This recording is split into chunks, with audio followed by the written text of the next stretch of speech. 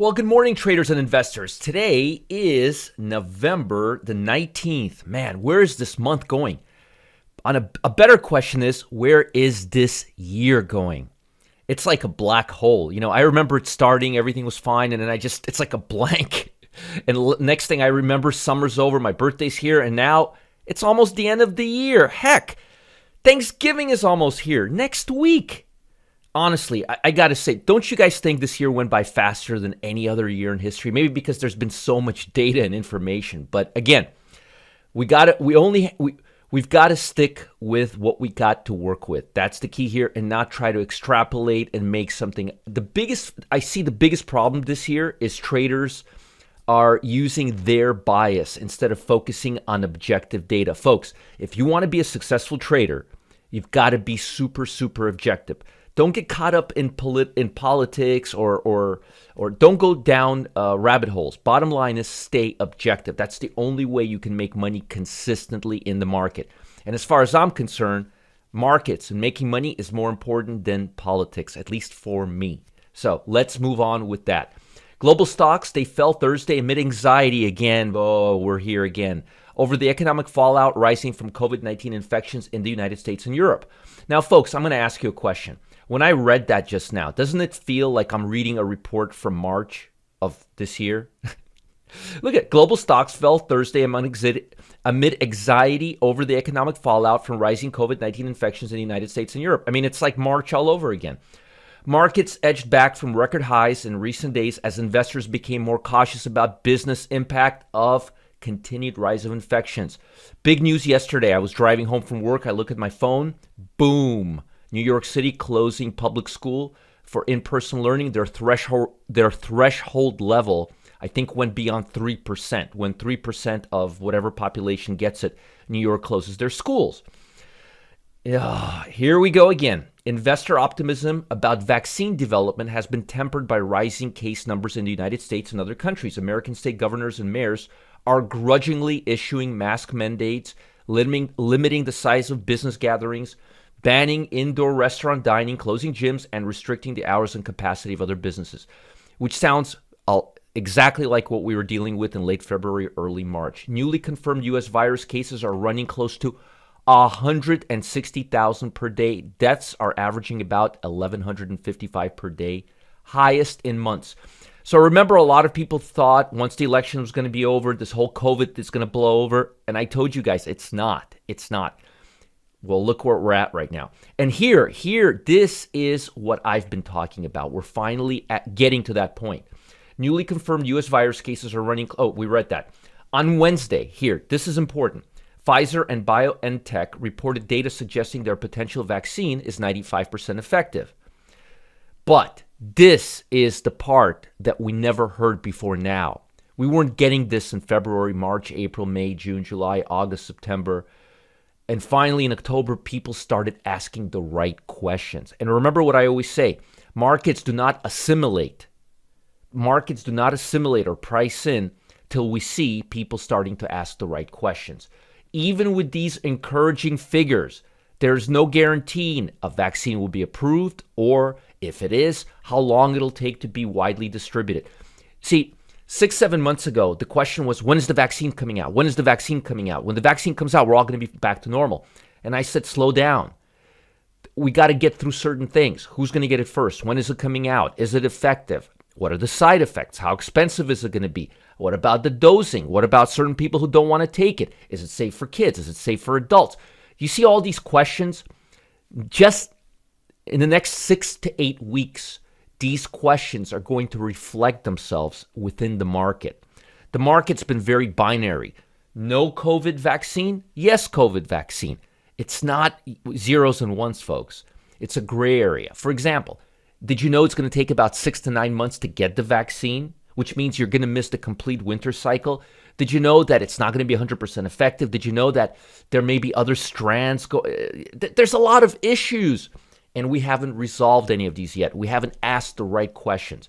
And markets typically do not assimilate things ahead of time. Believe it or not, markets are not as efficient as people believe they are. Markets assimilate data one step at a time. And we're finally assimilating the fact that there will be a vaccine, and we're not going to die, and the world is going to be fine. But the hard questions are going to start coming up, and that's when markets will begin assimilating this into their price action. Crude oil, again, $41.50, slightly below the dollar value that U.S. frackers actually pay for crude oil. So right now, U.S. frackers are losing money because they cannot even make profit on the barrel of oil that they process. So that's where we're at right now. The price has to go to about $43, $42.50, $43, $44 per barrel. We're a little bit below right now, but this is not good for the energy sector. Now, data, and more data. Housing starts and permits, they were smoking hot. I mean, they were hot. I want to show you this number. Look at this. Right at the upper edge of the spectrum.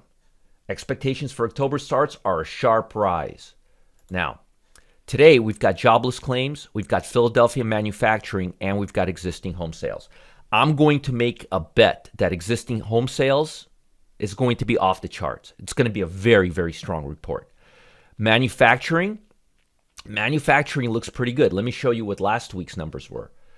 General conditions index for this Outlook survey is diffusion index of manufacturing. New orders and shipments have been soaring, posting nearly a 50-year high in October. For November, the number's not going to be as high or expected as high, but it's still expected to be on the high side.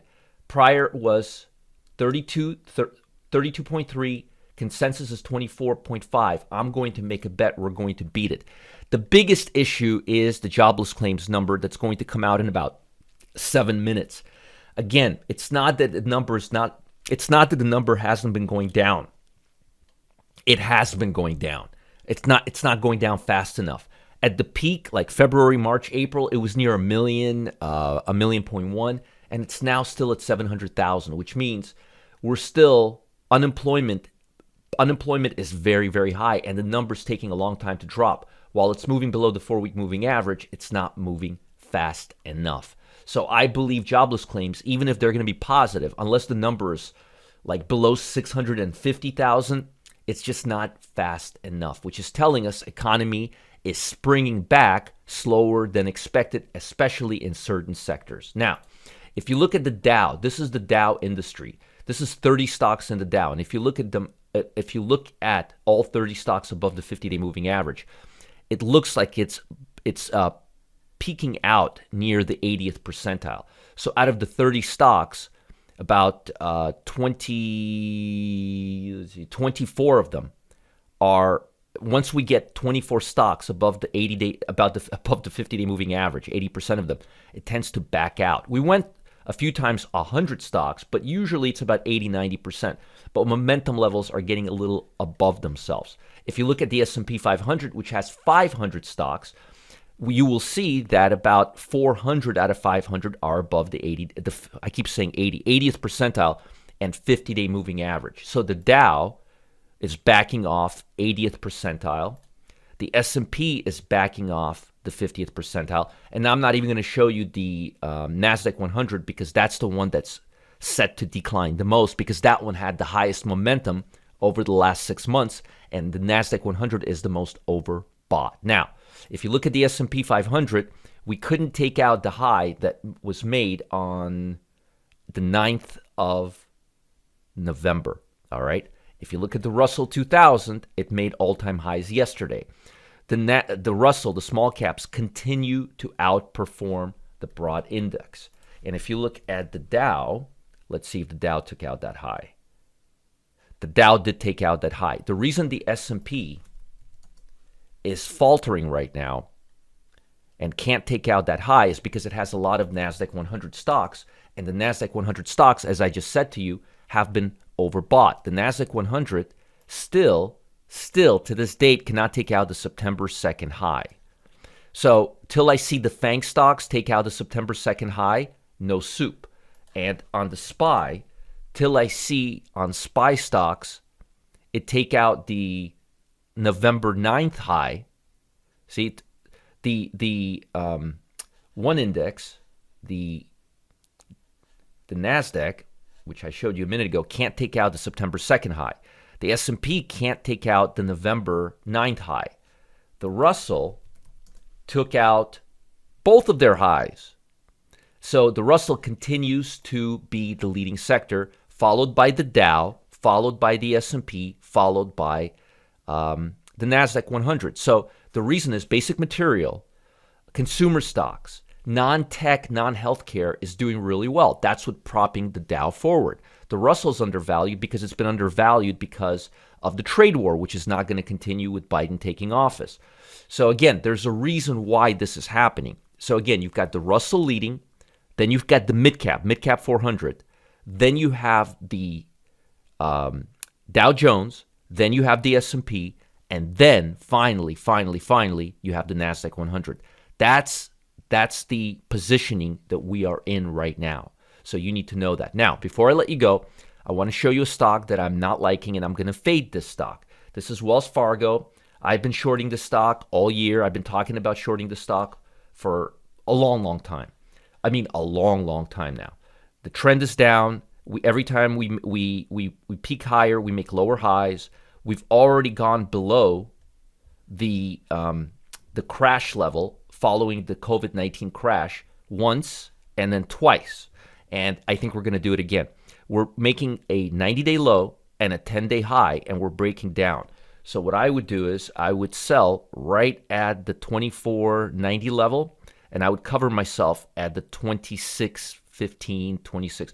This bar, that's our risk right here. We want to sell right here, and we want to cover ourselves right here because in theory, this should be the swing high, and this should continue going lower and making new lows. Profit target would be right around the 1950 level. So you're going to short it right around the 24.70 level and take profit right around the 19 level. And if it goes about the 26.20 level, I would just get out of it. And again, we're going in the direction of the long-term trend, and we're going against the direction of the short-term trend because we want to see the short-term trend revert back in the direction of the long-term trend.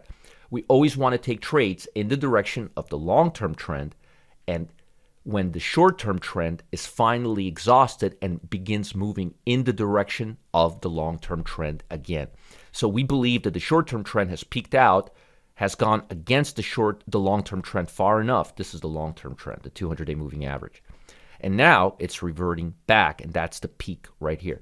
That's the principle of the 90-10, 90-day swing low, 10-day high, and then we sell it again. Now, don't go anywhere. I've got something really big for you. Most of you don't know this, but massive hedge funds, institutions, and banks are gearing up to take over the stock market's algorithm trading. Folks, we're 80% there, and they plan on leaving you in the dust. But there's still hope left for the everyday investor. Folks, I've got you covered. I've got your back. You see, I've developed an algorithm.